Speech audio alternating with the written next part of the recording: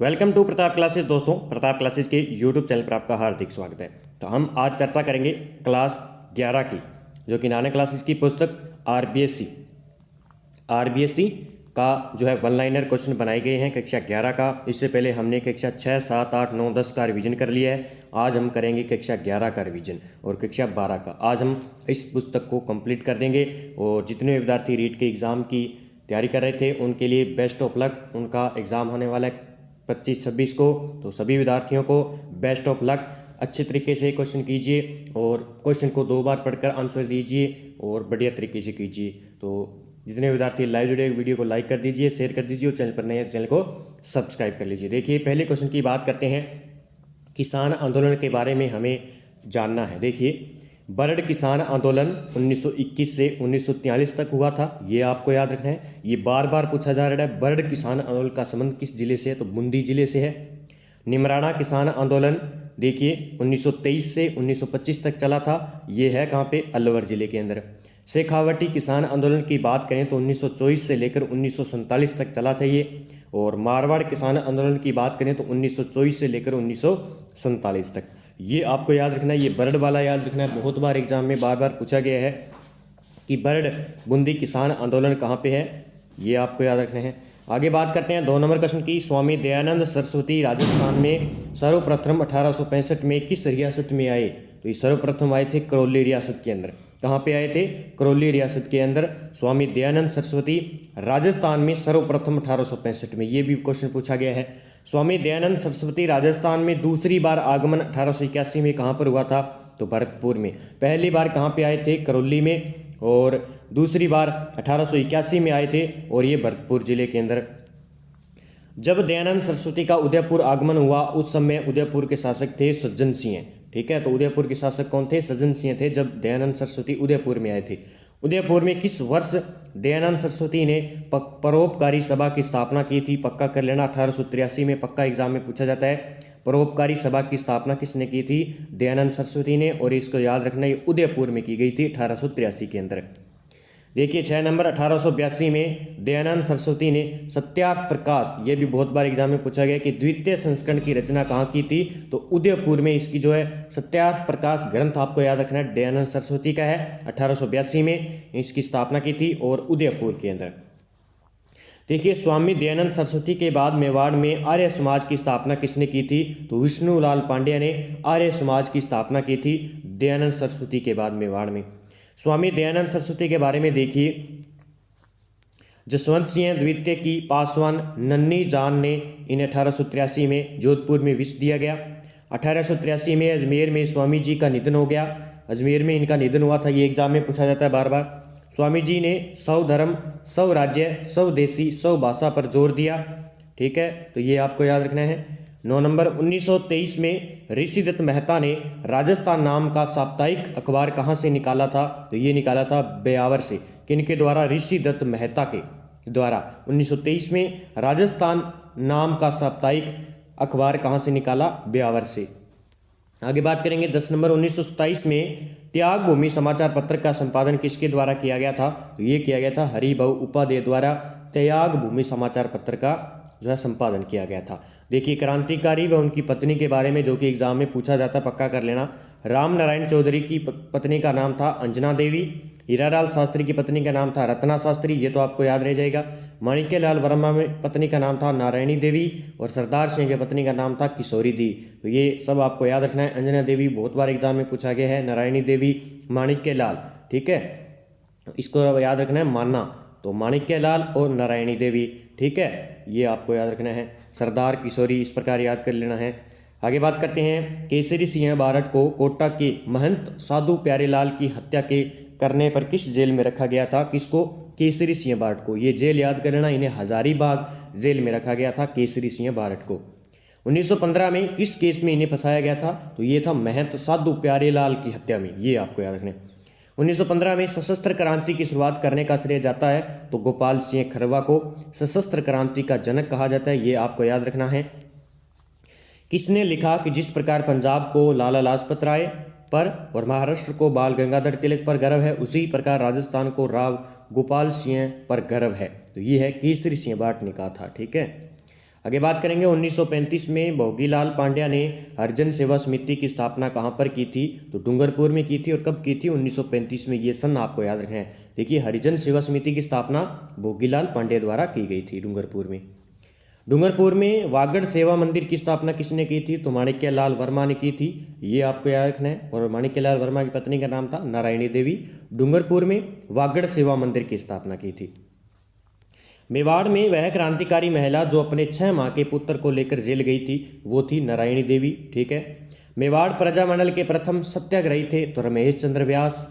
British सम्राट James प्रथम के राजपूत सर टॉम सरो ने जहांगीर से मैगजीन किले में कब मुलाकात की थी, तो 10 जनवरी 1616 को ब्रिटिश सम्राट जेम्स प्रथम ने सर टॉम सरो से जहांगीर से मुलाकात की थी।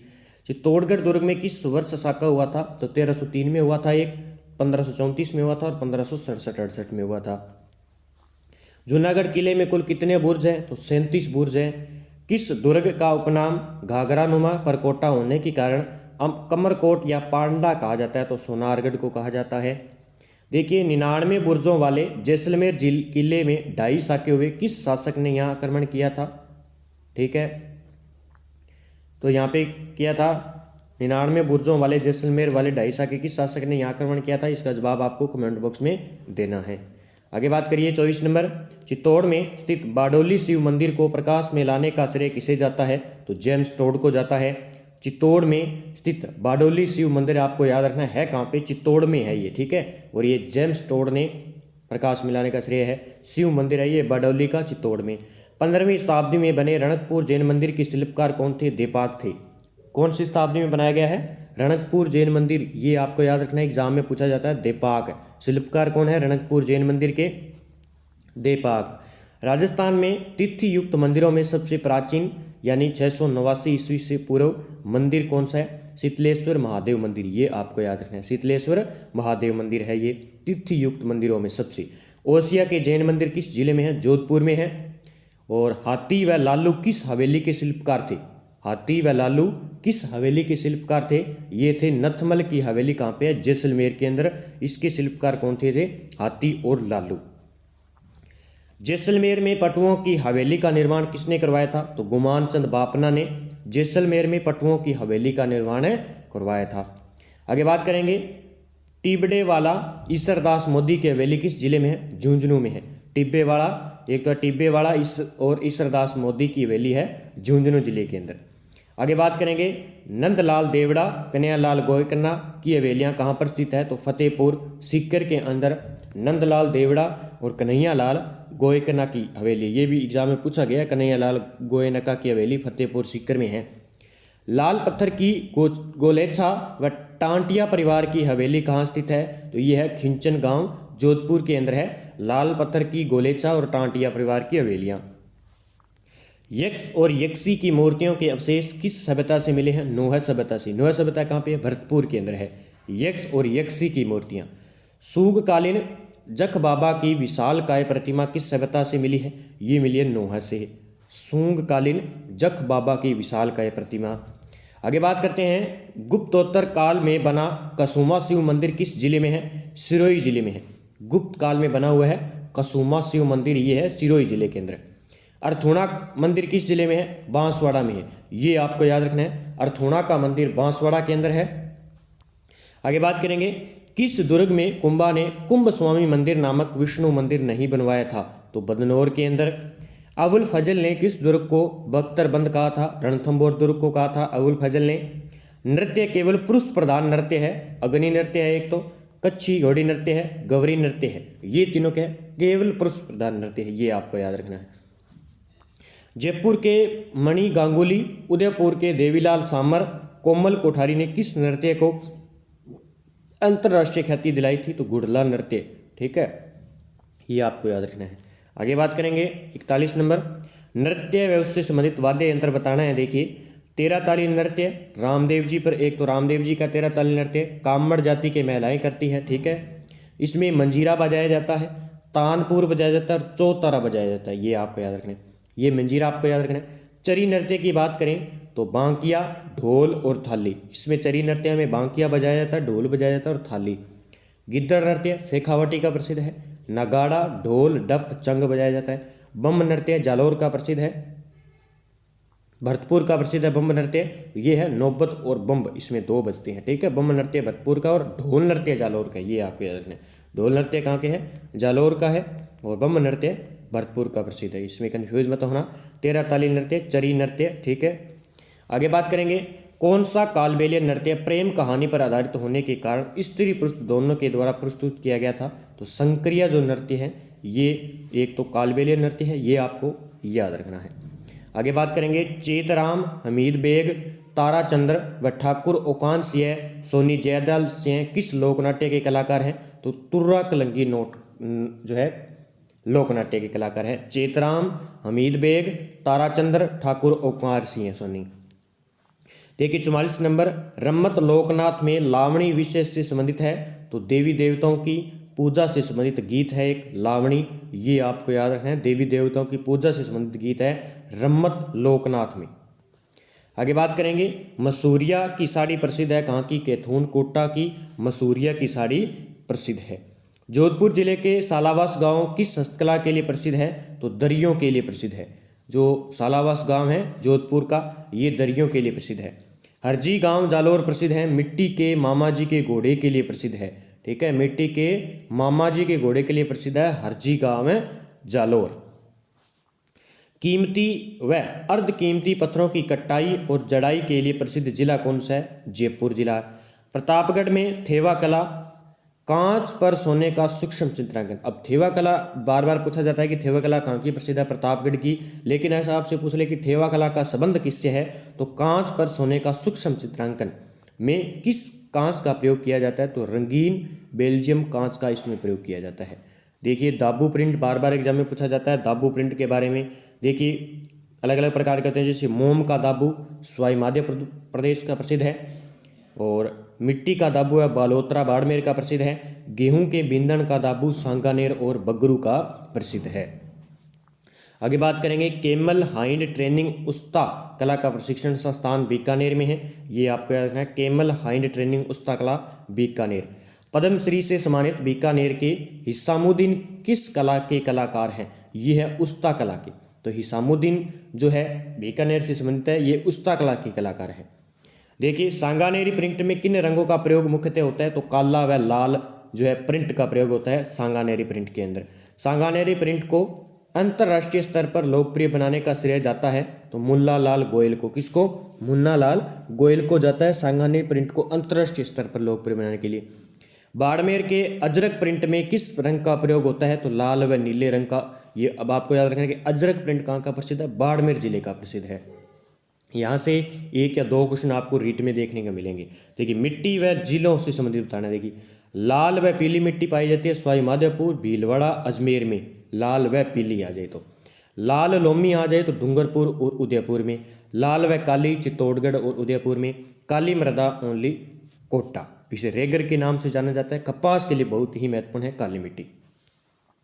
58 नंबर, प्रशासनिक दृष्टि से राज्य के वनों को कितने श्रेणियों में विभक्त किया गया? तो 3 श्रेणियों में विभक्त किया है। तो देखिए आरक्षित, सुरक्षित, अवर्गीकृत। राज्य में प्रशासनिक दृष्टि से कौन कौन से वन शामिल है? देखिए आरक्षित, सुरक्षित और अवर्गीकृत वन। देखिए खेजड़ा, रोहिड़ा, बबुल, केर किस प्रकार के वनों में आते हैं? तो ये आते हैं उष्ण कटिबंधीय कटीले वन होते हैं। ये जो खेजड़ा है, रोहिड़ा है, बबुल है, ये उष्ण कटिबंधीय कंटीले वन है। उप उष्ण पर्वतीय वन किस जिले में पाए जाते हैं? ये पाए जाते हैं सिरोही जिले के अंदर। कौन से है? उप उष्ण पर्वतीय वन। किस वन के पत्तों का उपयोग बीड़ी बनाने में किया जाता है? तो तेंदू पत्ते को, तेंदू पत्ते का उपयोग किया जाता है। परंपरागत जल संरक्षण की विधि नहीं है तो इसमें देखिए नाड़ी, बावड़ी और टोबा ये है, ठीक है, ये आपको याद रखना है। कौन सा परंपरागत जल संरक्षण की विधि नहीं है? तो नाली नहीं है। परंपरागत जल संरक्षण की विधि है तो देखिए कुई है, कुंडी है, खड़ीन है, टांका है, ये विधि है सारी जल संरक्षण की। ये आपको याद रखना जो कि एग्जाम में सीधा क्वेश्चन दिया जाता है। 4 ऑप्शन ये दे दिए जाएंगे और 2-3 ये दे दिए जाएंगे। तो ये तो क्या जल संरक्षण की विधि नहीं है, ये नाड़ी, बावड़ी, टोबा ये है। कुई है, कुंडी है, खड़ीन है, टांका है। टांका बार बार पूछा जाता है। खिंचन गांव जोधपुर किस वन्य जीव का आरक्षण केंद्र है? तो खिंचन गांव जो जोधपुर है ये है कुर्जा पक्षी के लिए। किसके लिए? कुर्जा पक्षी के लिए आकर्षण केंद्र है। अगला है राष्ट्रीय मरु उद्यान की स्थापना कब हुई? 1981 के अंदर राष्ट्रीय मरु उद्यान की स्थापना हुई थी। देखिए राजस्थान में कितने आखेड़ निषेध हैं? तो 33 हैं, ये आपको याद रखना है। मृगवन के बारे में असत्य बताना। देखिए संजय उद्यान मृगवन है शाहपुरा जयपुर के अंदर, सज्जनगढ़ मृगवन है उदयपुर के अंदर, अशोक विहार याद कर लेना ये जयपुर में है, और माचिया सफारी जोधपुर के अंदर। तो सज्जनगढ़ तो उदयपुर में ही है स्थान वो है, और संजय उद्यान याद करना आपको ये है जयपुर में है। ठीक है, आगे बात करेंगे 13 नंबर, वर्तमान में राजस्थान के कितने मृगवन हैं? तो 7 हैं, ये आपको याद रखना है। राजस्थान का किन खनिजों में एकाधिकार है? तो बोलिस्टोनाइट, गार्नेट और जास्पर में राजस्थान का प्रथम स्थान है और एकाधिकार है। धात्विक खनिज की बात करें तो सीसा, जस्ता, चांदी, टंगस्टन, ये है धात्विक खनिज।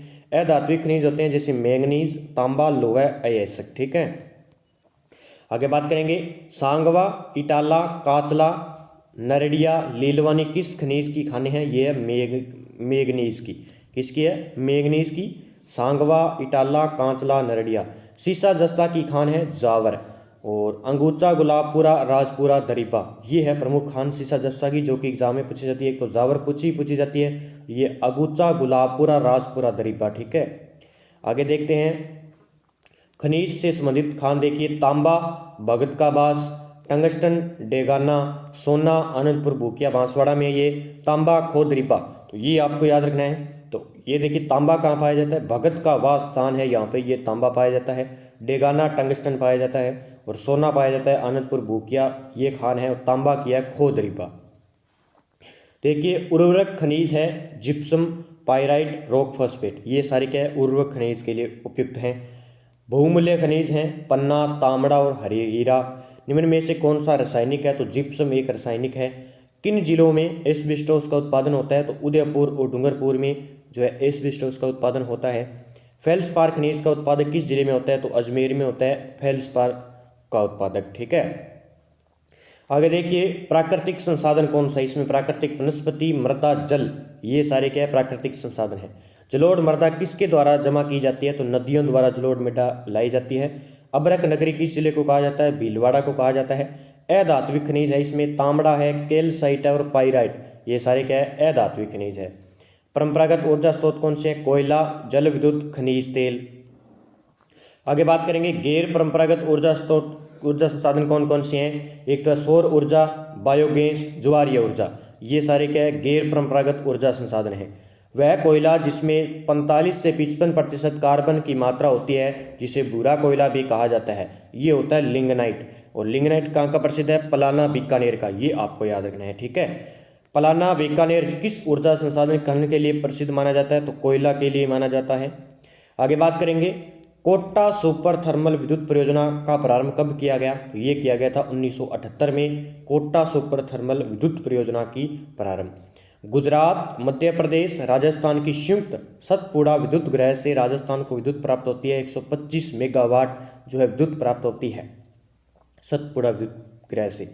देखिए बीकानेर के पलाना क्षेत्र में कितने मेगावाट का ताप विद्युत गृह स्थापित है? तो 60 मेगावाट का। 1996 में जैसलमेर का कमली ताल चर्चा में रहा गैस उत्पादन के लिए। बायतू क्षेत्र बाड़मेर में तेल भंडारों की खोज किस कंपनी ने की थी? तो केयर्न कंपनी ने की थी, ये एग्जाम में पूछा जा सकता है। अंता-बारा विद्युत परियोजना है, तो गैस पर आधारित विद्युत परियोजना है अंता-बारा, ये भी एग्जाम में पूछा जाता है। भाखड़ा नागल परियोजना, यह पंजाब, हरियाणा, राजस्थान की संयुक्त योजना है। बांसवाड़ा के बोरखेड़ा में स्थित माही विद्युत परियोजना से विद्युत उत्पन्न होती है, तो 140 मेगावाट बांसवाड़ा के अंदर बोरखेड़ा में स्थित है माही विद्युत परियोजना, 144 मेगावाट।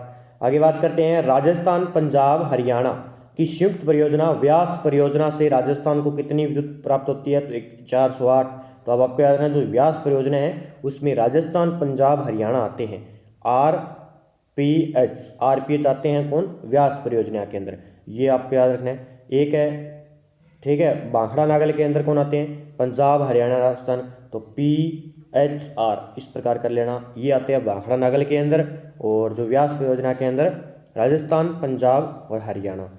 देखिए नर्मदा नहर परियोजना से राजस्थान के लाभान्वित जिले कौन कौन से हैं? ये है बाड़मेर और जालौर, ये एग्जाम में बार बार पूछा जाता है। तो नर्मदा नहर परियोजना बाड़मेर और जालौर आपको याद करने हैं।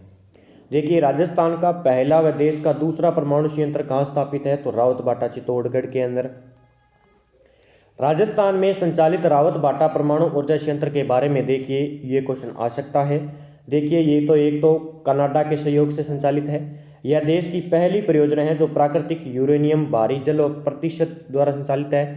इसकी पहली इकाई 11 अगस्त 1972 को प्रारंभ की गई, जिसकी क्षमता 400 मेगावाट की है। वर्तमान में इसकी 6 इकाइयाँ कार्यरत है व 7वीं व 8वीं इकाइयाँ निर्माणाधीन हैं। तो ये आपको याद रखना है, रावतबाटा परमाणु ऊर्जा संयंत्र। देखिए 101 नंबर, राजस्थान ऊर्जा विकास एजेंसी की स्थापना कब हुई, 1985 में। फोटोवोल्टिक तकनीक का उपयोग किस प्रकार की ऊर्जा प्राप्त करने के लिए की जाती है, तो सौर ऊर्जा की। राजस्थान की प्रथम पवन ऊर्जा नीति कब घोषित की गई, 2012 में राजस्थान की प्रथम पवन ऊर्जा नीति घोषित की गई। जैसलमेर के अमर सागर में राजस्थान की पहली पवन ऊर्जा परियोजना अगस्त 1999 में राजस्थान स्टेट पावर कॉरपोरेशन ने कितनी मेगावाट की शुरू की थी, तो 2 मेगावाट की। राज्य की दूसरी पवन ऊर्जा परियोजना कौन सी है, तो वो है देवगढ़ प्रतापगढ़ में RSPCL द्वारा 2.25 मेगावाट की है दूसरी राजस्थान की पवन ऊर्जा। राज्य में गैर परंपरागत किस ऊर्जा स्रोत के विकास की सर्वाधिक संभावना है, तो सौर ऊर्जा की है। पवन ऊर्जा के विकास की उपयुक्त दशाएं राजस्थान के किस क्षेत्र में सर्वाधिक है, तो पश्चिमी राजस्थान में सर्वाधिक है, ये आपको पता है, जैसलमेर में। राजस्थान का प्राकृतिक गैस पर आधारित विद्युत गृह कहाँ है, तो अंता के अंदर है। राज्य के सकल घरेलू उत्पाद में सर्वाधिक योगदान किसका है, सेवा क्षेत्र का है सर्वाधिक जो है सकल घरेलू उत्पाद में। राजस्थान की प्रति व्यक्ति आय प्रचलित मूल्यों पर 1960-61 में था, तो कितने था, 412 रुपये। राजस्थान में पंचवर्षीय योजना कब शुरू हुई, 1951 में। राजस्थान में जनगणना वृद्धि 2001 में रही थी, तो 28.41% जो है जनगणना वृद्धि रही थी 2001 में। देखिए अब चर्चा करते हैं 2011 की, जहां से एग्जाम में पक्का पूछा जाएगा। 2011 की जनगणना के अनुसार सर्वाधिक जनसंख्या वृद्धि दर बाड़मेर की हुई थे 32.5%। न्यूनतम जनसंख्या वृद्धि दर हुई है श्री गंगानगर के अंदर 10%। जनसंख्या घनत्व 200 प्रति वर्ग किलोमीटर है। जयपुर का जनसंख्या घनत्व 595 व्यक्ति वर्ग किलोमीटर है।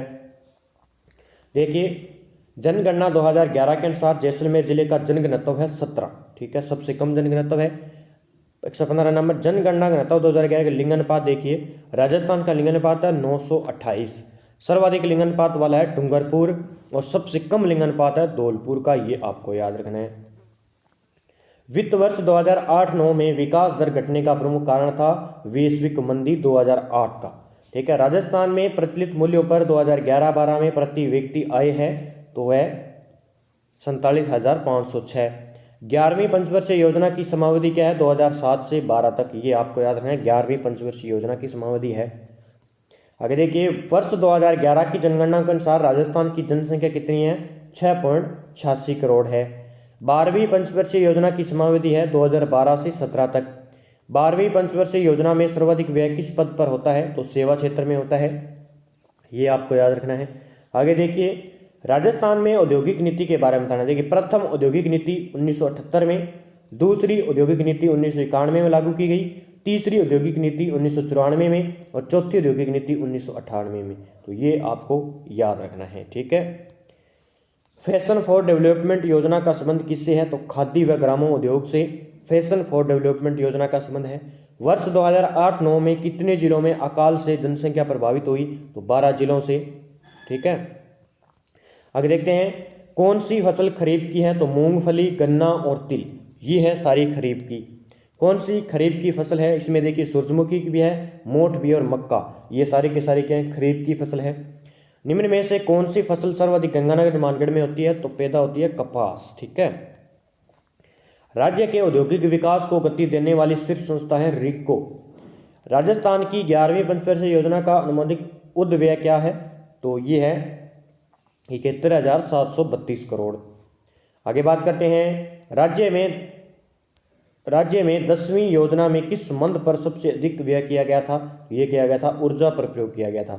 राज्य की 11वीं पंचवर्षीय योजना में सकल घरेलू उत्पाद वृद्धि दर लक्ष्य था, तो 7.4% था 11वीं पंचवर्षीय योजना में सकल घरेलू का। मंगला प्रसिद्ध है, तो तेल का कुआं है बाड़मेर के अंदर। राजस्थान में कृषि व संबंध क्षेत्र वृद्धि ऋणात्मक रही थी 2005-6 में। किस जिले में सेज विशेष आर्थिक क्षेत्र की स्थापना की गई? ये सीतापुरा जयपुर में सेज की स्थापना की गई थी, ये आपको याद रखना है। चौपकी भिवाड़ी विशेष औद्योगिक समूह है होजरी। राज्य में 2011-12 में खाद्यान्न उत्पादन प्रदान था 209.45 लाख टन 2011-12 में। राजस्थान की सबसे बड़ी वार्षिक योजना है 2011-12। जूना महल किस जिले में है? डूंगरपुर जिले में स्थित है जूना महल। राज्य पर्यटन निदेशालय की स्थापना कब हुई? 1955 में हुई थी, पक्का कर लेना। राजस्थान राज्य पर्यटन विकास निगम लिमिटेड की स्थापना 1989 में। राजस्थान में पर्यटन को उद्योग का दर्जा कब दिया गया? 1989 में, एग्जाम में पूछा जा सकता है। राज्य में हेरिटेज होटल योजना कब शुरू हुई? 1991 में। राज्य की प्रथम पर्यटन नीति कब घोषित की गई? 2001 में। और जो है राज्य सरकार द्वारा होटल नीति कब की गई? 2006 में। तो कक्षा 11 का हमने रिवीजन कर लिया है और आज ही आपको कक्षा 12 का रिवीजन भी मिल जाएगा रीट के एग्ज़ाम से पहले। तो अच्छे तरीके से आप रिवीजन कर लीजिए। आज कल आपका एग्ज़ाम है, यहाँ से 1-2 क्वेश्चन आपको देखने को जरूर मिलेंगे कक्षा 12, 11 और 12 से, तो आपके लिए बहुत ही महत्वपूर्ण है। तो जय हिंद, जय भारत दोस्तों।